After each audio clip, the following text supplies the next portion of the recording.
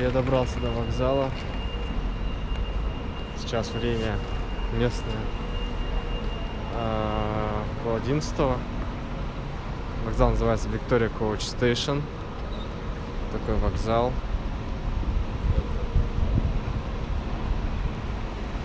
Обычный вокзал.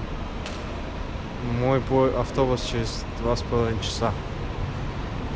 Я подожду пока здесь. Что еще делать?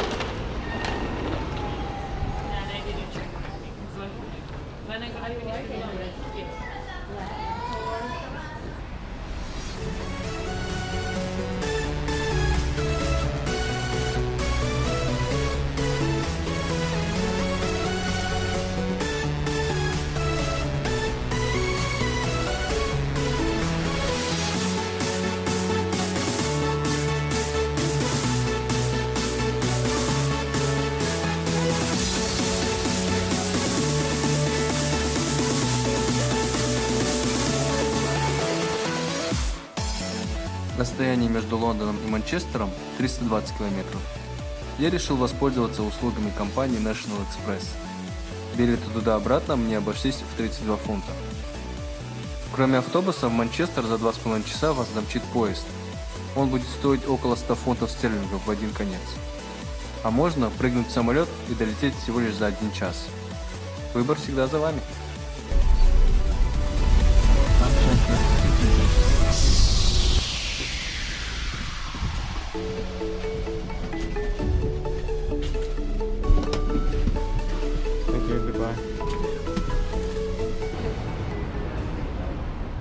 Я в Манчестере. Иду с вокзала, хочу покушать где-нибудь, позавтракать. Время без 15:07. Экскурсия по стадиону у меня забронирована на 10 часов. Поэтому мне нужно поесть и можно ехать туда уже. Вот, все, что пока на сегодняшний момент. Я устал, я практически не спал. Поэтому мне нужен хороший завтрак. Пока вот Манчестер вот такой вот. Я вышел из кафе, немножко покушал, вроде взбодрился. Мне подсказали, что нужно садиться на 250-й автобус и ехать прям до Олд Траффорда. Первое впечатление о Манчестере. Если бы не Манчестер Юнайтед, сюда бы никто вообще не приезжал, никто бы не знал об этом городе. Но Манчестер Юнайтед прославил его на весь мир. Сам город пока такой немножко мрачноватый, с такими вот зданиями. Видите, погода такая. А так, в принципе, похож на обычный британский городок.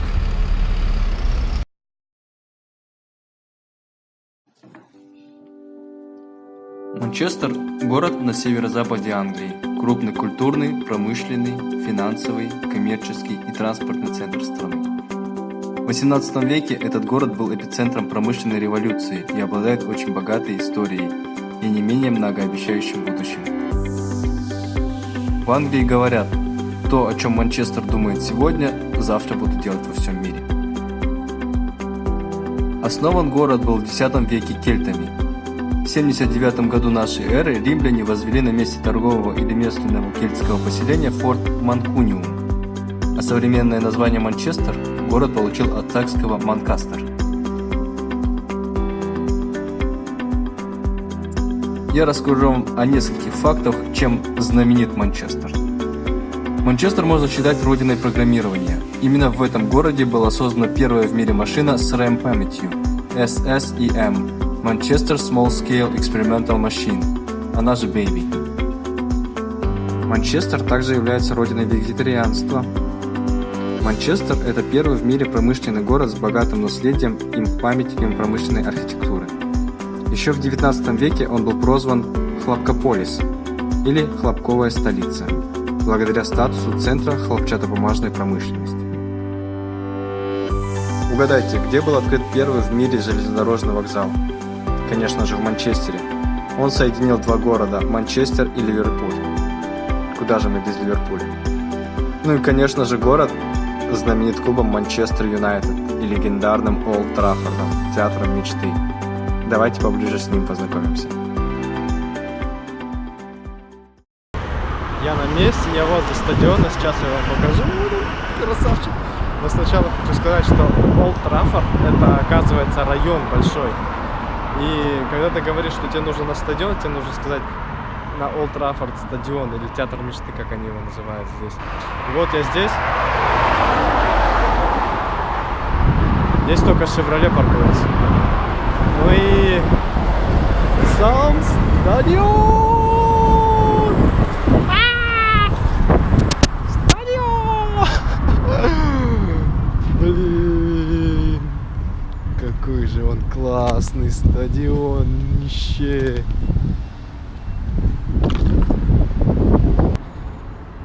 Вот так начинается, получается, здесь мостик небольшой. И сразу фигура сэра Алекса Фергюсона. Фигура, говорю, статуя.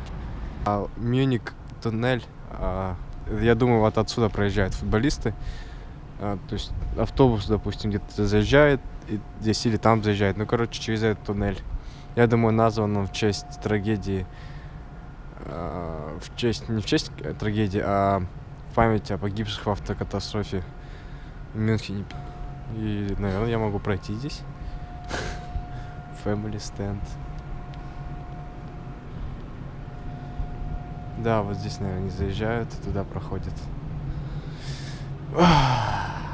Как будто ты везде здесь бывал. Столько матчей пересмотрели уже. Заезжают они отсюда и заходят вон те в красные двери. И оттуда автобус выезжает потом. Так что все, что мы видим по телеку, происходит здесь, перед матчем, когда прибывают команды. И я сейчас подойду со стороны, где больше всего людей. Сейчас посмотрим. Вот те самые часы, зафиксировавшие дату в 58 году. Да, я ошибся, 6 февраля 58 года, когда произошла авиакатастрофа над Мюнхеном.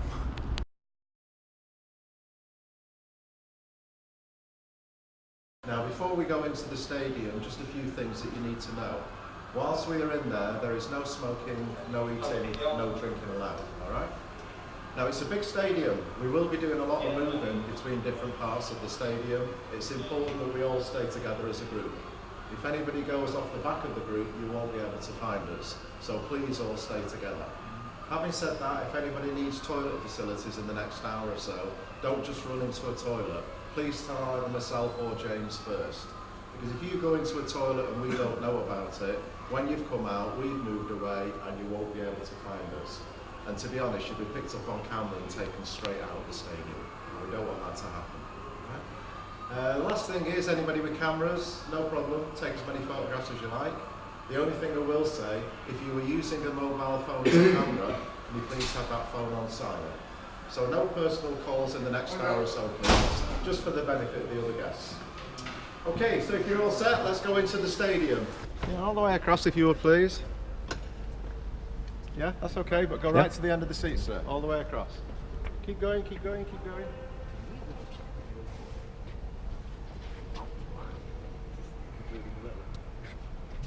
Okay, just keep going across, guys, so we're all together.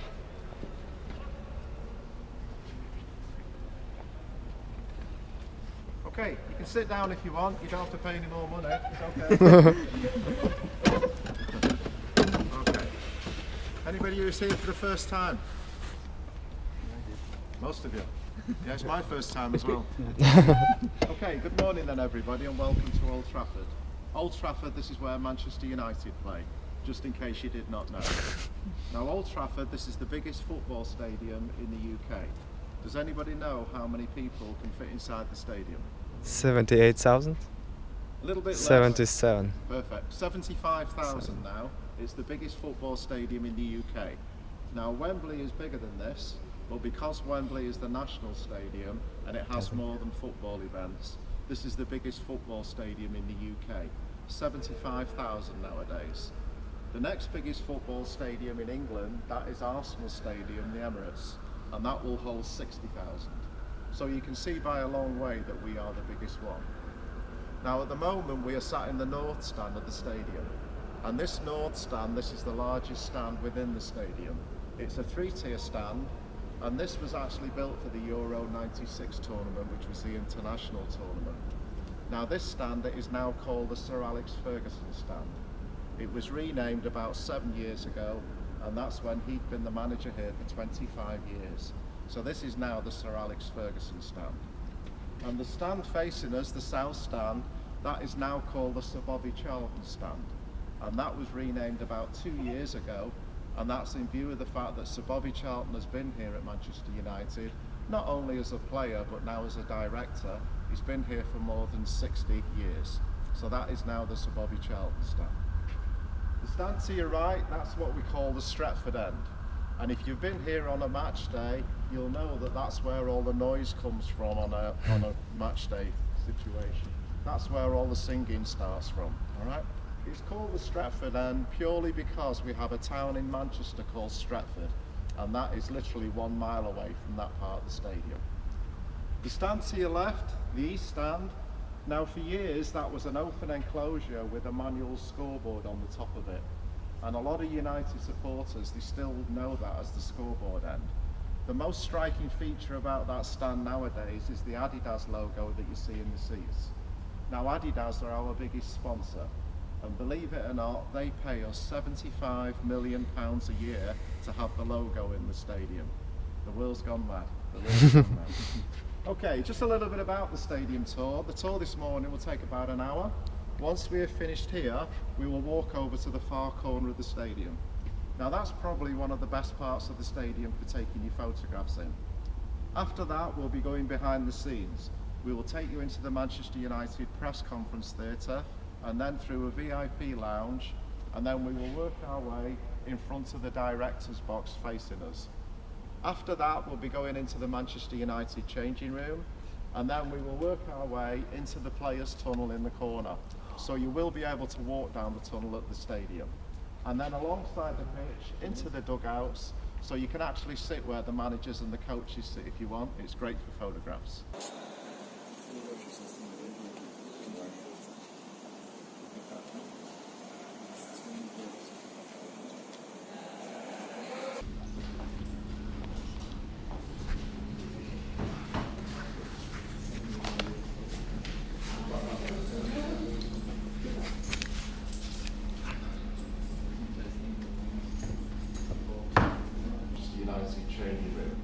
The design is very much the way that Jose Mourinho wants it, and I believe it's very similar to what the players have at the training complex in Carrington.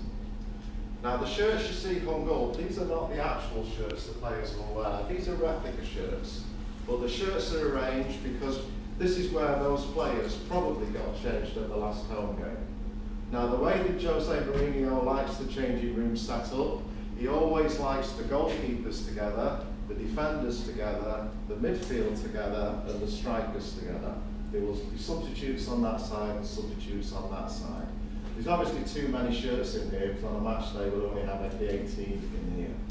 Now the reason why the manager likes the changing room set up like this, if you think of it, the half-time break, 15 minutes goes very quickly. If the manager's got a problem with, say, like the midfield of the team, at the half-time break he will just speak to the guys here. That's the thinking behind it. Now the half-time break is that one there. Okay, but they've got their own separate building. Right, come here you, I need you to stand there, okay? Right, welcome to the players' tunnel at the stadium. I'm sure you've all seen this before. On this side, this is where we have the sponsor boards, and this is where the manager and players will do interviews at the end of the game. Now I know on television it looks like they're in a nice little studio. No, they just stand here and do their interviews. Now the players' tunnel that we're in is a very high ceiling structure. When the stadium was redesigned in 1993, it was a few years after the Hillsborough disaster. Now a lot of things went wrong that day at Hillsborough. One of the big lessons that came out of it was the fact that it's important that emergency vehicles quickly get into a stadium. That was not the case at Hillsborough. But that is the reason why they moved the players' tunnel from the halfway line to the corner, and they made it a high ceiling structure.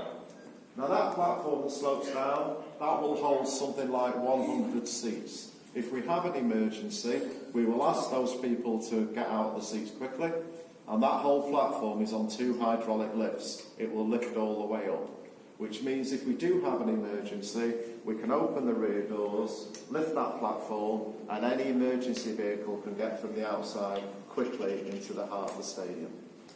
Okay, right, 2 teams, 2 captains, come and shake hands, come on. Now go back to your teams. Now because we're sportsmen, we have to warm up, so we need some running on the spot. Okay, keep it going, stay there, keep it going, stay there, no, stay there, keep it going, keep it going.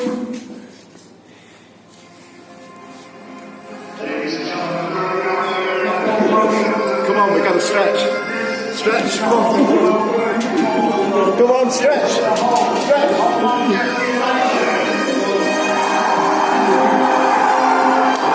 You ready, Captain? Yeah.